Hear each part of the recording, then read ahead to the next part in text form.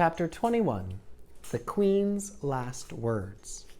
Her last words? Oh no. The Queen loved soup. She loved soup more than anything in the world except for the Princess P and the King.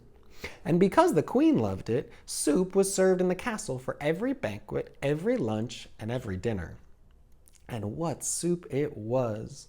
Cook's love and admiration for the Queen and her palate moved the broth that she concocted from the level of mere food to a high art.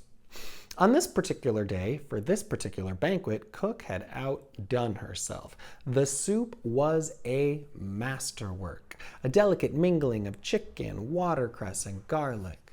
Roscuro, as he surfaced from the bottom of the Queen's capacious bowl, could not help taking a few appreciative sips. "Lovely," he said, distracted for a moment from the misery of his existence. "Delightful."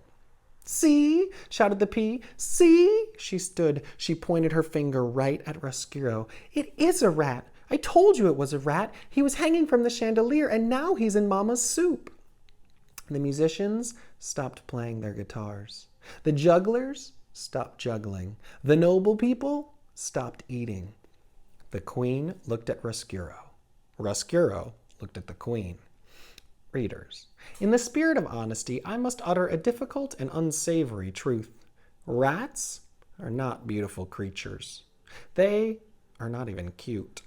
They are really rather nasty beasts, particularly if one happens to appear in your bowl of soup with pieces of watercress clinging to his whiskers. There was a long moment of silence, and then Roscuro said to the Queen, "I beg your pardon?" In response, the Queen flung her spoon in the air and made an incredible noise, a noise that was in no way worthy of a queen, a noise somewhere between the neigh of a horse and the squeal of a pig, a noise that sounded something like this. And then she said, "There is a rat in my soup."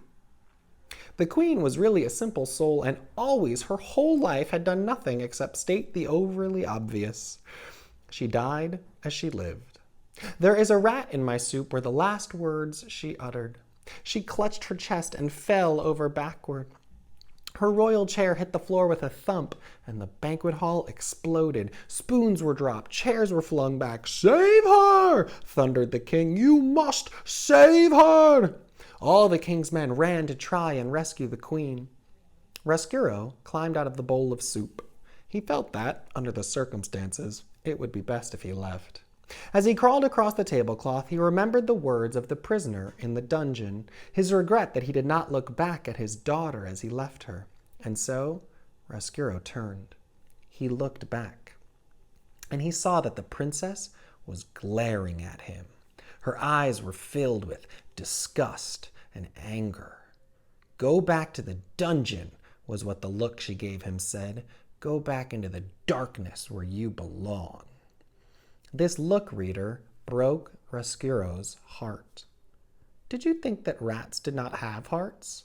Wrong. All living things have a heart, and the heart of any living thing can be broken. If the rat had not looked over his shoulder, perhaps his heart would not have been broken. And it is possible then that I would not have a story to tell. But readers, he did look. That's the end of the chapter. So what happened to the Queen? Yeah, she died. Why did she die? Because Roscuro fell in her soup and surprised her? Sounds like her heart might have stopped. How did Roscuro feel when he looked back and saw the princess glaring at him? Yeah, it said his heart was broken, that he must have been very sad. And it said because his heart is broken, we have a story to tell. So maybe if he never looked back, he would have never seen the princess and his heart would have never been broken.